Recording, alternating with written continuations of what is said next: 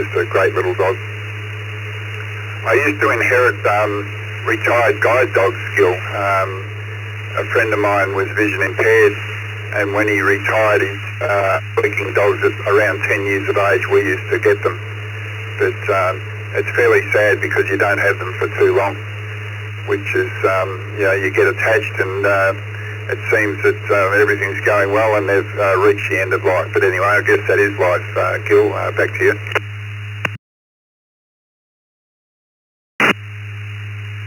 Yeah, it's true with bigger, medium-sized dogs. They don't tend to live too much more than 10 years, so I certainly understand the challenges to that.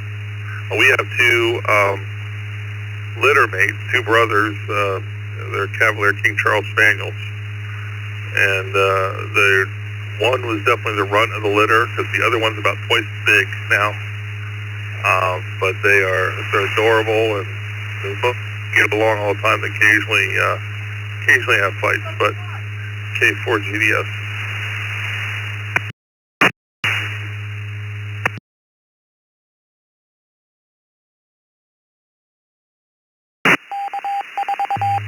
When I retired from my normal working life, Gil, I took on a job in an aged care facility as a maintenance guy, and one of the retired guide dogs used to come to work with me, and he had the run of the place. And a lot of the people that lived in there used to dress him up and make him tuxedos, and he used to go to parties. And because he was so well behaved, being a working dog, he did what he was told. But they loved it, and the management of the aged care facility were more than happy to have him there as an aid for some of the people in there. Anyway, beautiful day here. It's going to reach 17 degrees Celsius, which is mid-60s, no wind, and it's been like this for a couple of days, so pretty good for winter time.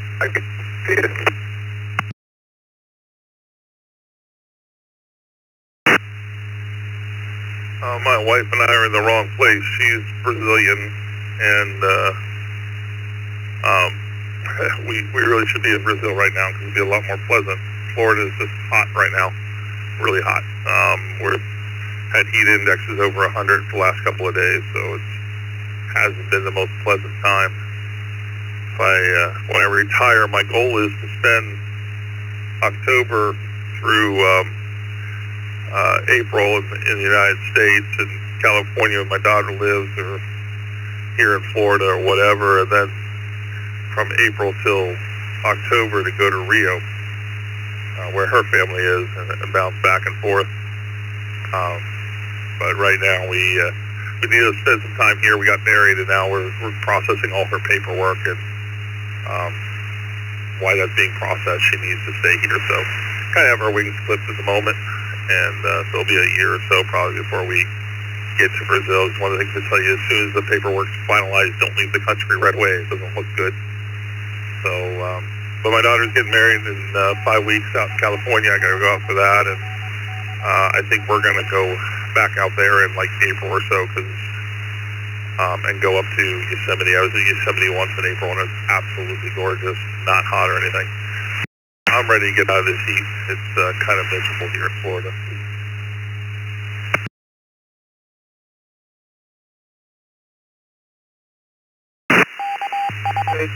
Been listening over the past few weeks about the high temperatures people are living with in the States. We get them here, of course, but living on the coast where we are, we generally don't get temperatures probably 90 to mid-90s at the highest, where it can be inland from here, say 10 miles. It can be it can be up around 110 degrees Fahrenheit, and yet we're sitting on 90, being so close to the ocean. It's a good spot to live. Winter, we don't get extremely cold, frosty mornings, so it's pretty good. Yeah, okay, I'm moving back to Brazil. That'd be good. In my younger days, Gil, I flew gliders or sailplanes, as I think you guys call them, and it was pretty much a full-on pastime for me. And a lot of the European pilots used to come to Australia for our summer, their winter, and then they'd head back home. So they were continually chasing summer because of the good gliding conditions. Back to you.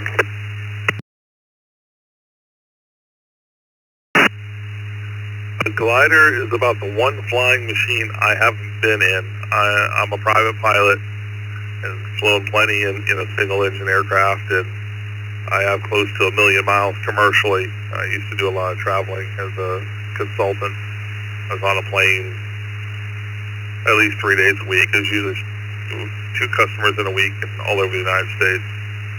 And I've been on a helicopter, and my daughter and I once went on a hot air balloon, but I've never been in a glider. I was actually supposed to when I was like 13 or 14. I was signed up to go to a glider camp, and I think there was 2 of us that registered for it, and so they canceled it. It's something I'd like to do. I'm really interested in some of the new gliders that have come out that have electric motors, so that they can just take off on their own. But Florida's not exactly great gliding territory. We don't have the mountains for the updraft, and so it's not a big thing here. Maybe someday. Rio's sure got the mountains. Don't know that I want to fly in Rio's airspace, but that's a pretty congested area. But someday I'll get in glider. I was watching a film the other day that after he walked on the moon, Neil Armstrong absolutely loved flying gliders. And it was some footage of him flying gliders. So maybe someday. It's my one last mode of aviation that I got to get in my belt here someplace.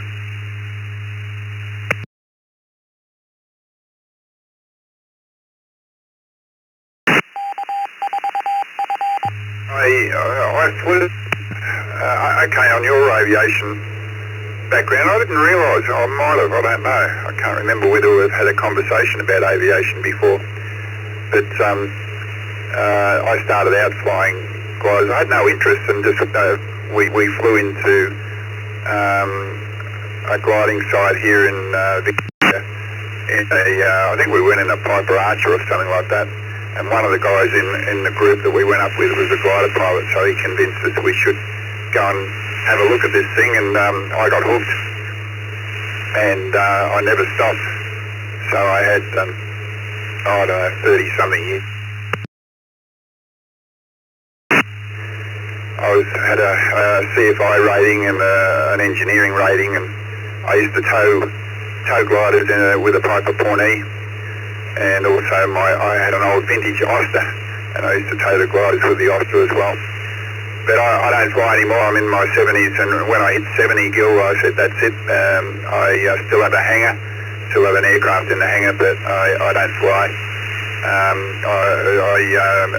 grounded myself because I'd had a great time, such 30 odd years doing it, and I'd had enough. So it was time to stay on the ground over.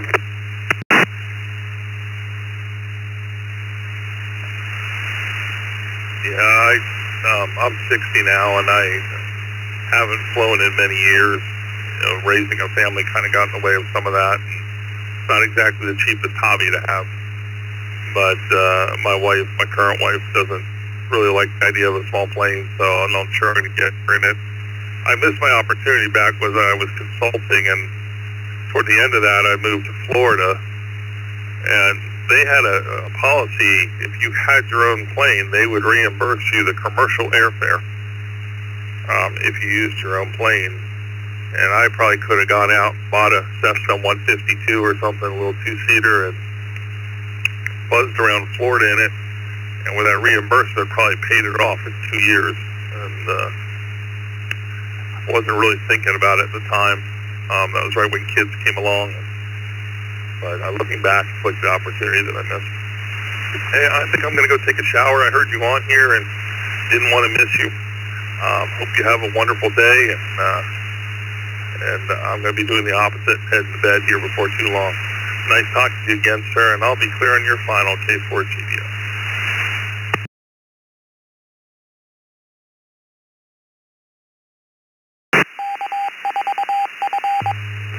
Thanks for coming back, Gil, and I look forward as I continue our conversation, I'd like to hear a bit more about your aviation background. And I've just been following Air Venture at Oshkosh the last week of July, and friends of ours from the local airport went over there. I think I've been there 3 times, and I don't want to travel anymore, so I just watch it on YouTube videos. 73, catch you next time. Enjoy your restful sleep.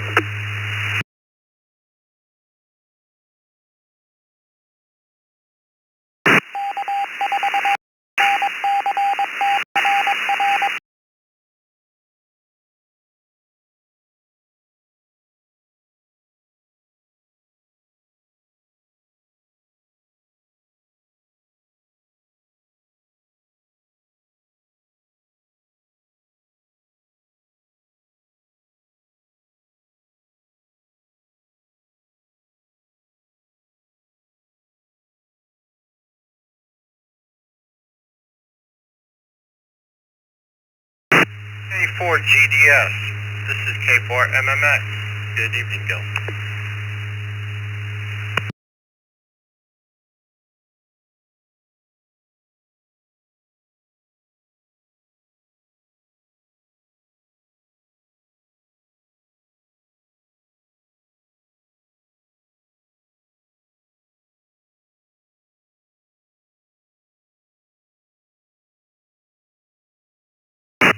He stepped away to take a shower and call it a night.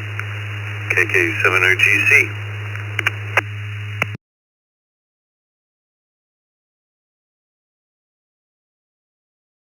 Fred. Yeah, I heard him talking to the other gentleman, and you mentioned that his wife would rather be in a big plane than a small plane, and I'm completely the opposite. You know, if you're in a small plane and you got to land somewhere, you got a much better chance of finding a spot than if you're in a 737 or something like that. That gets a little bit more challenging if you have to make an emergency landing.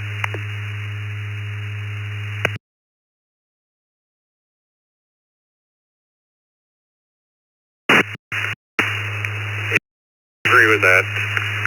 Whenever I was in Corvallis, Oregon, they had an auction, and it was actually cool. And you got to bid on a plane ride. And so I bid on a couple of plane rides, and they were like $50 a piece.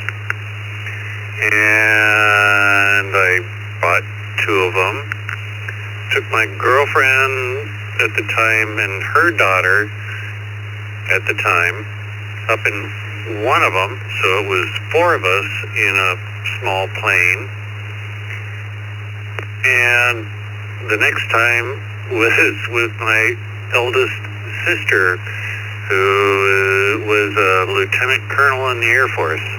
And she's kind of like, you want me to get into what and do what? And actually the plane had to be jump-started, but it was wonderful for both rides.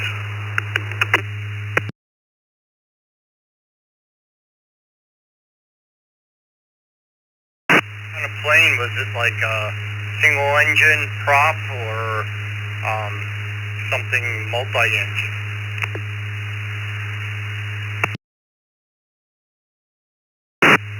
Both of them were single-engine prop planes, you know, just a hobby plane.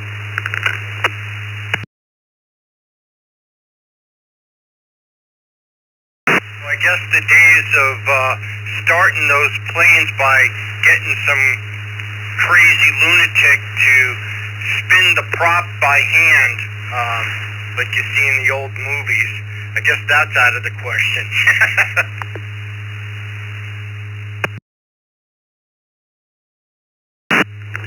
No, they actually hooked up jumper cables, and the guy was like maybe a foot away from the propeller. And yeah, that was kind of different.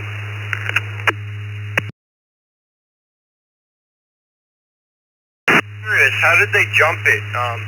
Most planes are 24 volts. there may be exceptions to that, but what did he use to jumpstart it? I'm curious.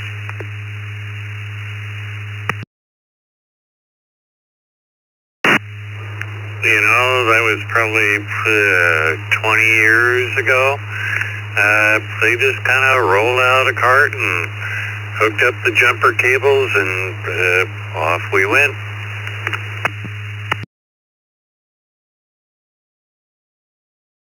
Okay, yeah, that makes sense. I mean, I can't imagine somebody pulling up in a little tiny car and, jump starting a plane with that, but that's a little scary, not having a battery to start the plane, or if the battery was bad,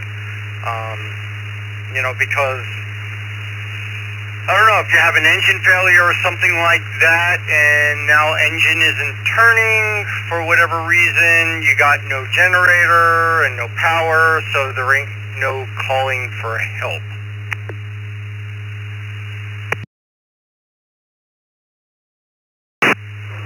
Anyway, the first experience was the pilot, he didn't want to land. We just did, played around in the clouds.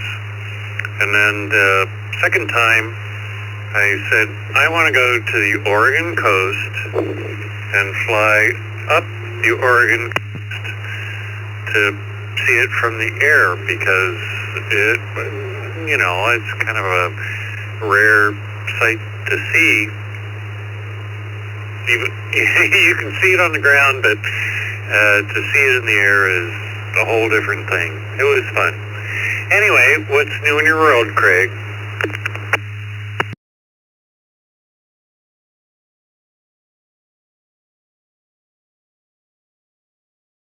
Yeah, I'm still here. I was just in the process of unloading the dishwasher. And I guess I got some stuff I'm going to have to do by hand because I got calcium deposits. So I'm going to have to break out the sulfuric acid and dilute it.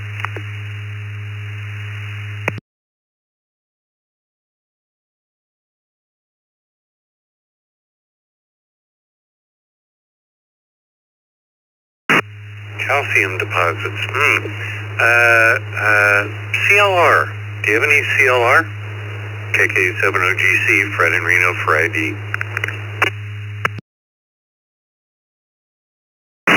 No, I don't have that. If I had vinegar or acetic acid, well, that's actually vinegar, that would work. I just happen to have an abundance of sulfuric acid. If I dilute it to like 5% of the concentration that's normally in a lead acid battery, it's not strong enough to burn you or anything, but it gets rid of those spots like real quick.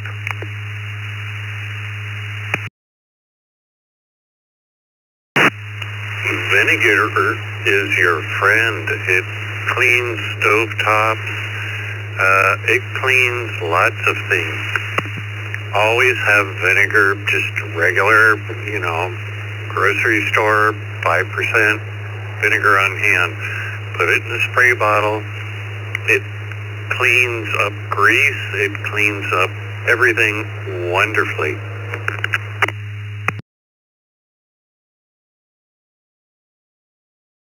I guess you're right.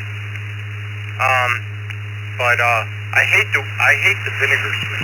It absolutely drives me insane. So, any very highly diluted acid would generally work. And like I said, I've got tons of sulfuric acid here.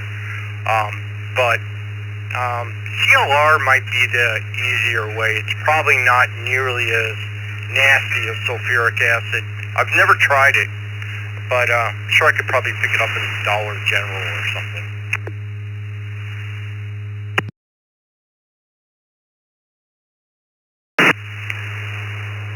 Yeah, you might be able to pick it up there, and I can totally appreciate the vinegar thing. Even whenever there's vinegar on my salad, I have to cough a couple of times. But cleaning the stove and things like that, I'm getting used to it slowly, I think.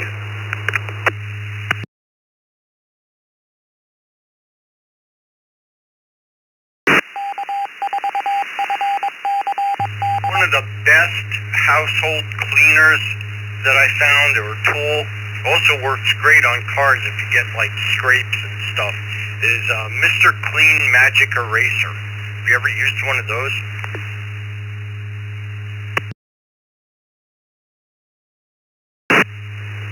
I do.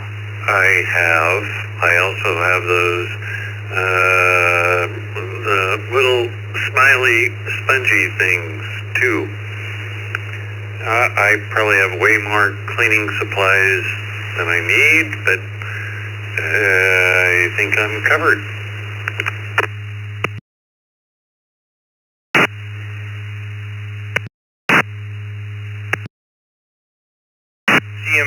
Spots. No acid required, just water and a Mr. Clean Magic Eraser. Alright, well, we've been holding up the reflector way too long, so let me say 7-3 for the moment, and maybe a little later I'll catch you. This is K4 MMX. Back over to you, Fred.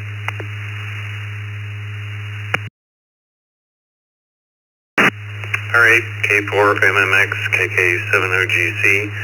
Pleasure chatting. I heard about your new job opportunity and, the background on that one. I wish you well, sir. KK70GC. Have a good evening, Craig.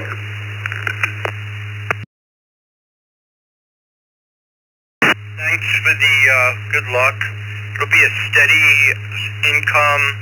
Got a retirement plan, paid holidays, overtime that they actually pay you, all kinds of cool stuff. Get a company car, company phone, and it's give you a lot more physical work, but I can definitely use it. I can use the exercise, but it's mostly what I'm going to be specializing in is building automation, control systems for like HVAC kind of stuff.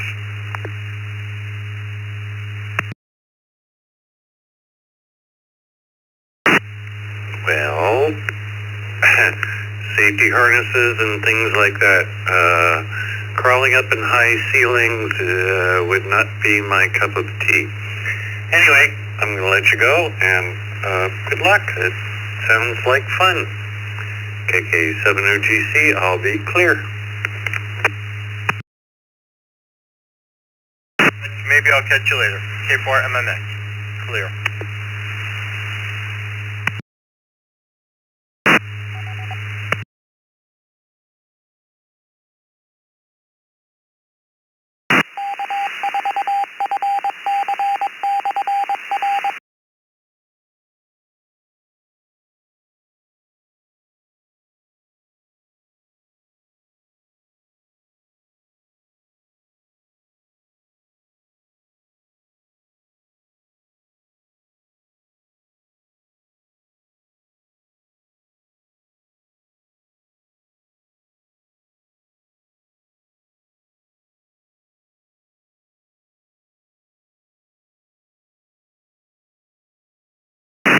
KK7OGC. How are you today, Fred? This is ARW. It's Ross. Over.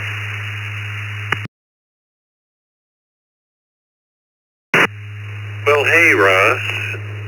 VK3ARW. We haven't chatted that much before, but yes. Good morning, sir.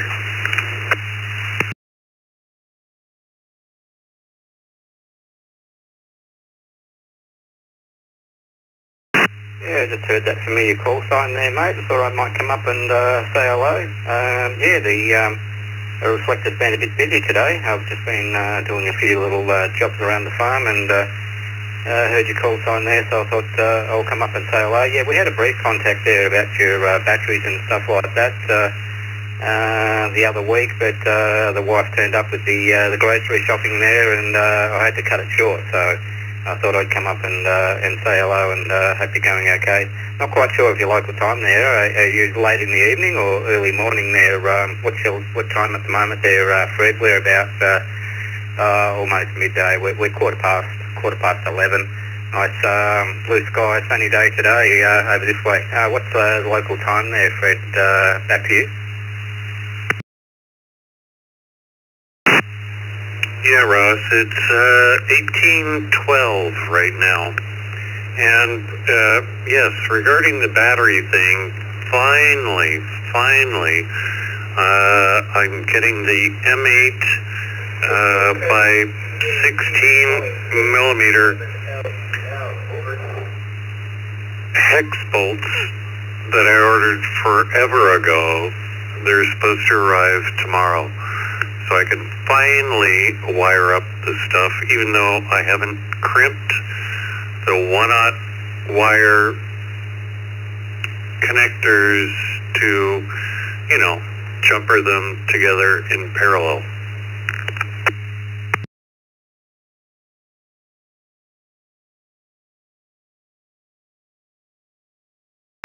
Okay, KK7 OGC, VK3 ARW. So are they a bolt that just screws into the top of the positive and negative terminals, or is there some sort of a tag that sticks up and then you use those hex bolts and have a nut on the other side to hold your lug there? Go ahead.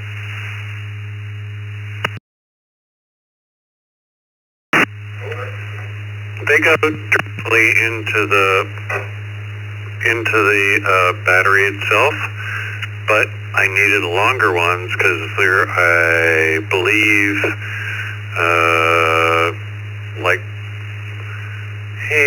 I'm gonna guess 8 millimeters instead of 16 millimeters, so I can't put 2 crimp connectors and still have it screw into the top of the battery.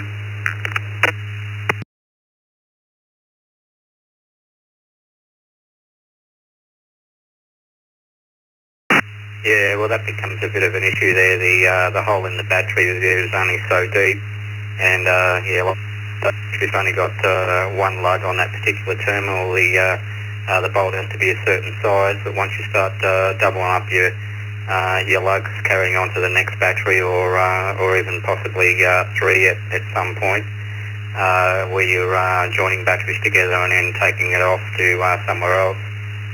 You need the different size bolts. So it's a bit of a problem. It's a pity those holes in the top of the battery aren't maybe 20 mil deep or something like that, and then you could have a 15 mil long bolt there, and that'd just about do it all. Whether you got 1 lug, 2 or 3.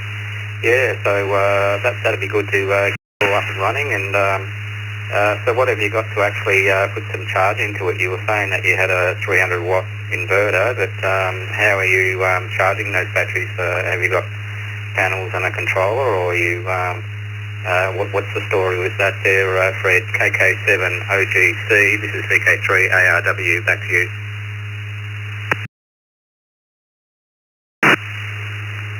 Well, Ross, I sent you an email. I don't know whether you read it regarding the batteries that I'm using, but anyway, regarding charging for the moment, I have a NOCO NOCO Gen Pro 10X2 that I'm using to charge it for the moment. I want to make sure that my roof is in order before I throw up panels, and I do have a MPPT charge controller that I used at Burning Man a while back, but it can't handle, a ton of solar panels. I think it's only rated at 200 watts instead of, a lot.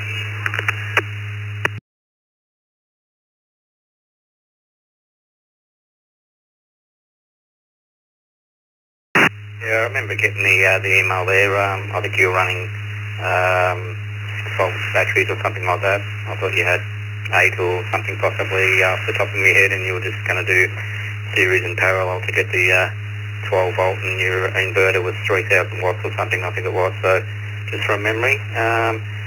Yeah, so that's good. I've used all different stuff over the years, different perhaps not so good quality solar controllers there, and they've lasted for a little while, but haven't done the long haul. And I've only had a bit of luck there in the end with the Victron series controllers there. So they come at various amps and various input voltages, and most of the ones that I use here are 100 volts input. A lot of the house panels that we have here are maybe like 36 volts or something per panel, and then some of the later ones where they're getting up into the higher wattage, they're up around 45 volts. I have a lot of the early 250 watt house panels, and you can run them in pairs of series. So you've got your two lots of 36 volts, so 72 to 75 or something volts coming out of that chain, and then you just parallel up the pairs there, and the controller is it can take up to like 100 volts of solar voltage coming in, and then you can buy them at different, whether it's 15 volts or, 15 amps, 20 amps, 50 amps.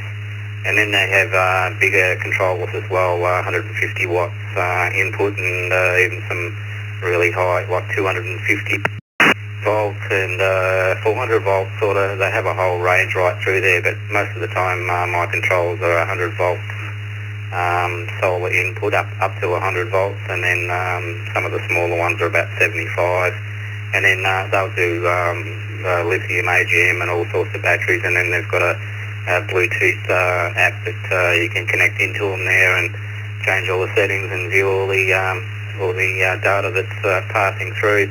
So yeah, it'd be interesting to hear your system when you get up. What sort of load, what sort of things are you thinking of putting on that inverter there, Fred? KK7 OJC VK3 ARW.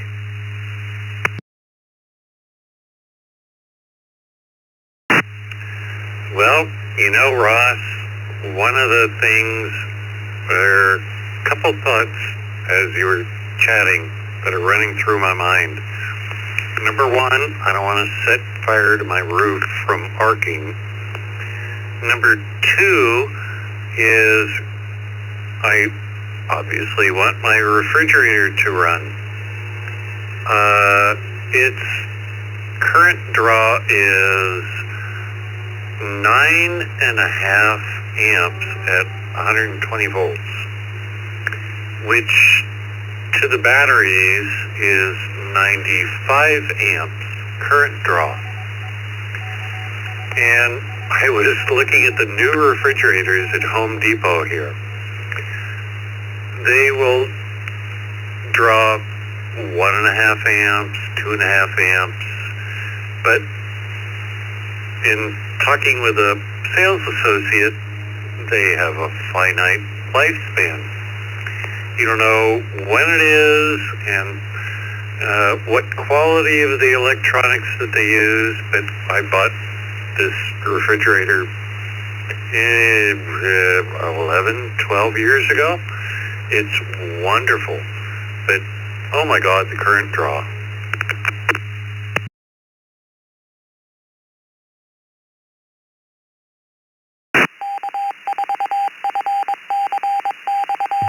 Yeah, that is a problem when you start running stuff like that, especially if it's the old type compressor system there, where it's it's either on or it's off.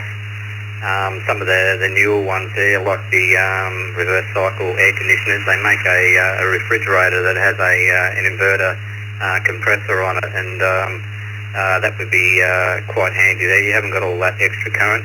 If it says it's going to take 9.5 amps when it's actually running, you could be when it's kicking in there, the surge of the startup current could be anything from 4 times that, or even up to 10 times that, just for that brief second to get the thing spinning there. So it'd be interesting. That's the actual thing.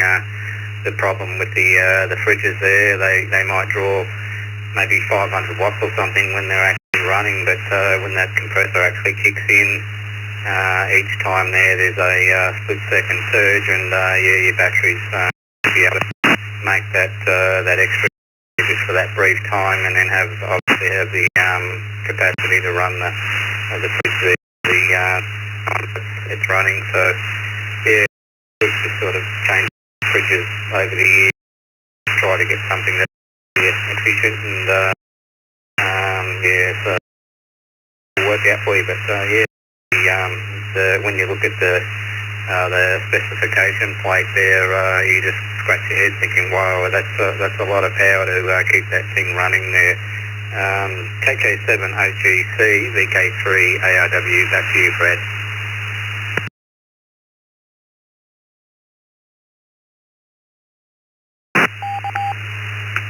I love my fridge. It works wonderfully. It's a super quiet kick-on thing. I don't think I have the service manual for it. It purrs. It does go kerchunk whenever the compressor kicks on. It's kind of like this little wind-up. Also, while it's quiet, I was running it off my battery bank and like, why are you not making any noise? And you're drawing this large amount of current. KK7OGC, Fred in Reno.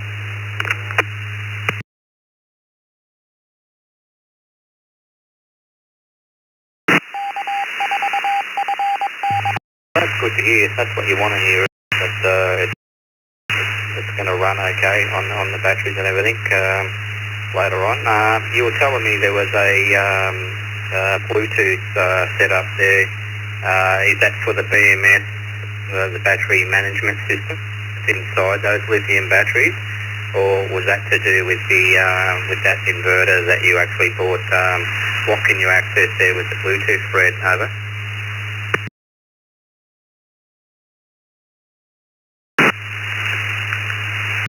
What I do via email for the search term for Amazon, the Bluetooth management / looking inside of each of the batteries is for the batteries themselves. The sine wave inverter is what it is.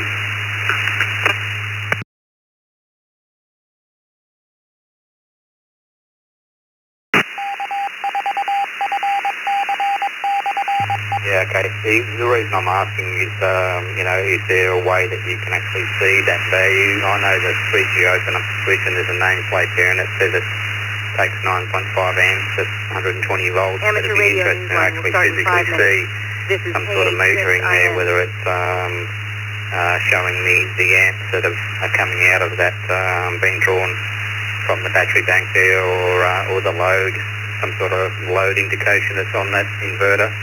So at least you know the BMS part in the battery there is only to keep all the batteries all, like you say, equalised, all the different cells and that.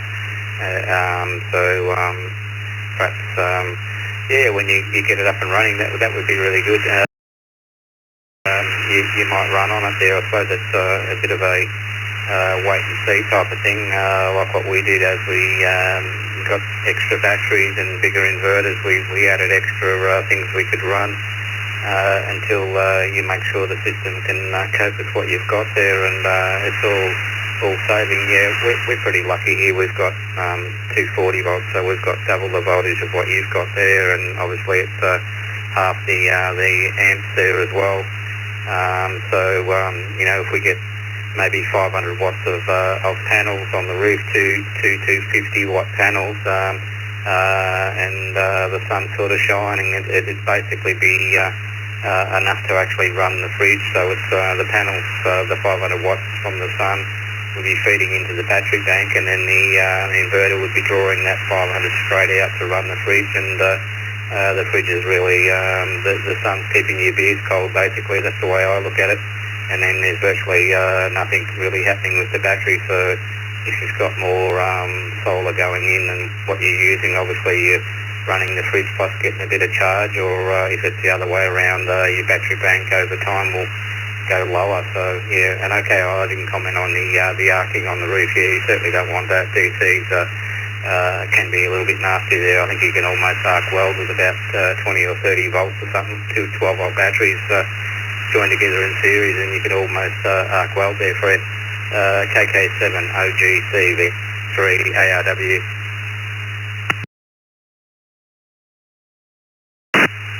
All right, we'll wrap it up here. I think we've been yakking for a bit, but thank you, Ross.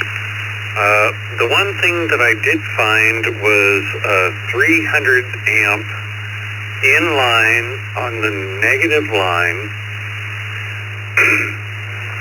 and it has a bus bar going across the top of it, and then just a couple little tiny wires going over to the positive side to show you what the bank is drawing from the batteries, and then has off this bus bar thing that I found on eBay that actually works wonderfully.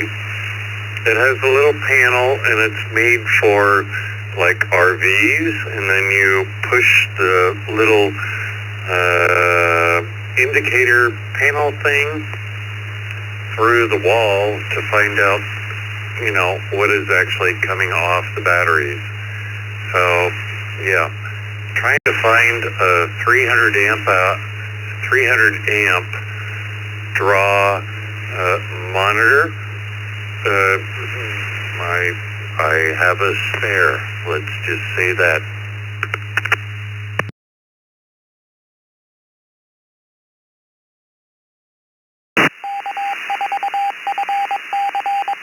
Yeah, well, that's right.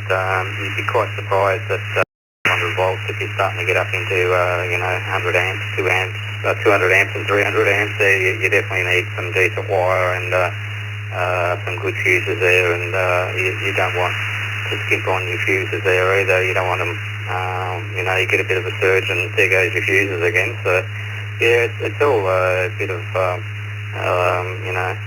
experimenting there sometimes with different things to see how much you start adding things to the system, and your load's going to increase there. But I'm sure that fridge sounds like it's going to be great there, so good on you. It's going to be watch this space there, so I'll be interested to hear how you go. All right, mate, won't hold anymore. I just wanted, like I said, I just wanted to say hi there, and there's probably some other traffic that needs to go on the reflector, so we'll clear the system there. So have a great day there, and we'll talk again, Fred.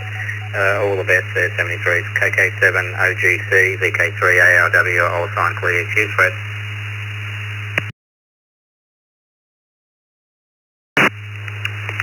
Cheers and beers. 3 ARW, KK7OGC. I bought marine grade stuff from Blue Sea, BLUESEA.com,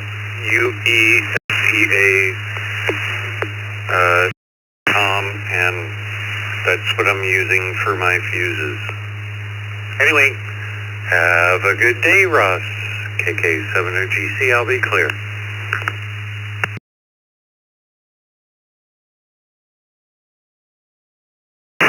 Yep, cheers and beers then, mate, and we'll talk again. VK3 ARW clear.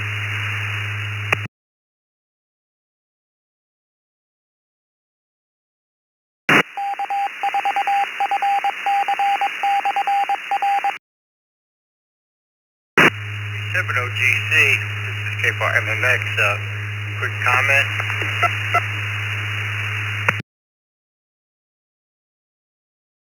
Have at it, Craig, KK7OGC.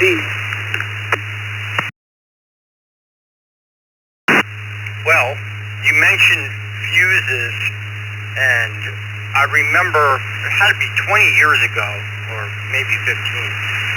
There was a guy that lived next door to me that was installing a high power amplifier, in the trunk of his car, and he ran like some number 8 wire, negative and a positive from the amp all the way up to the engine, and just right from the amp to the battery, no fuses or anything. he hooked that up, went to turn the amplifier on, and something shorted. The whole car on the left side, the driver's side, that's where he ran the wires, the whole car burst into flame. So fuse is very important.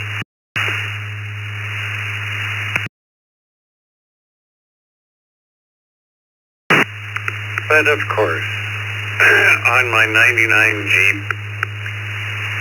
I ran separate, actually it's double fuse. Once at the back and then on the car for the cigarette lighter plugs, so I could plug in my TV, radio, phone, whatever. But yeah, arcing is not your friend. Thank you for checking back in, KK70GC. Right now in my existing car, I'm running my radio off the cigarette lighter plug, and there is voltage drop on it.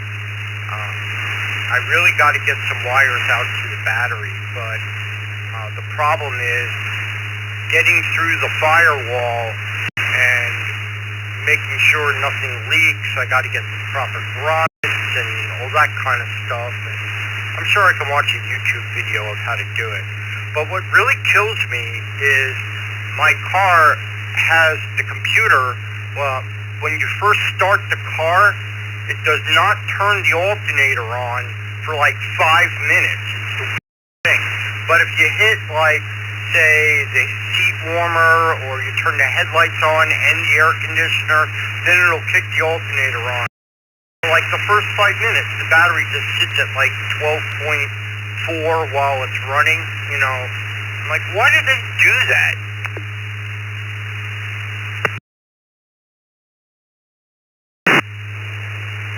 Well, I have a 2024 RAV4, and it might have 40/50 maybe amp hour AGM in the back. Again, it's a hybrid, so I still have the 300 volt battery in it, and I'm trying to figure out how to wire that one up for a radio that might draw 30 amps. Anyway, it's a new car, and I don't want to punch holes in the roof, and trying to figure out how to mount antennas and stuff, and I have ideas.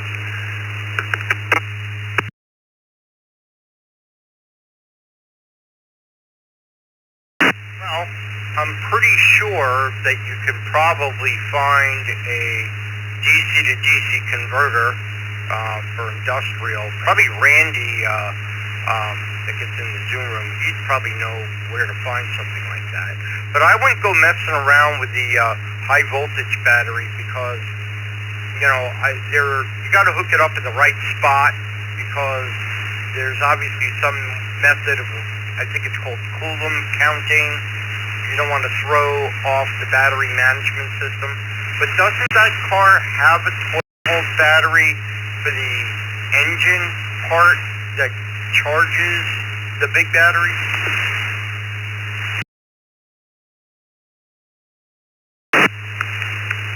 Hybrids are a unique beast. The battery for it is actually in the rear corner behind the passenger side, and to jump start it, the computer, all you got to do is wake up the computer to jump start it. Obviously is in the fuse box up front in the engine compartment. Again, wiring is weird in a hybrid, especially in a RAV4, or probably pretty much any Toyota.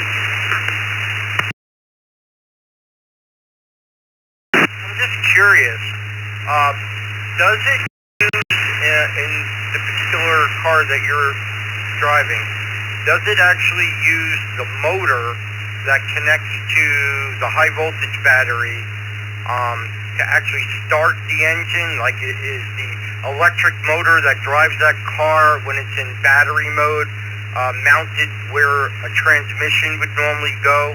I don't know if you follow that.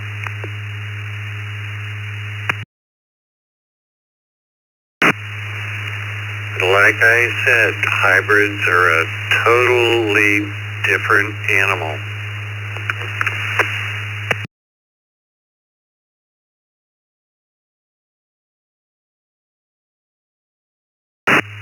Well, a friend of mine has a hybrid, but it's in a much older one, and it actually has a 12-volt lead-acid battery for starting the gasoline engine. But I guess they've made a lot of advances. So, good luck with that. Have you tried using a radio on just NHT or something? Does it throw off a lot of noise?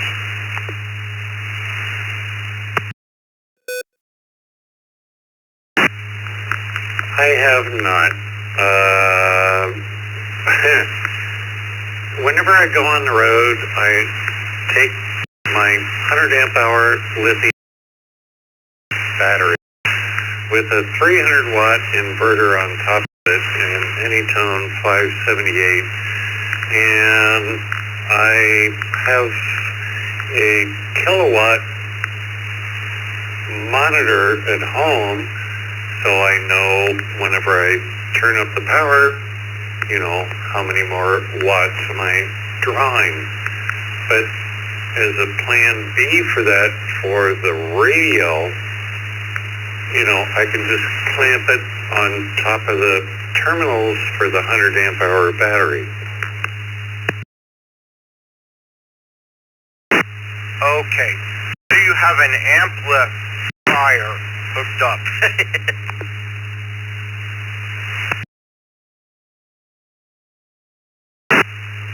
Well, call it what you will. The thing weighs 20 pounds, and I don't care. I can haul around 110 volts all day long.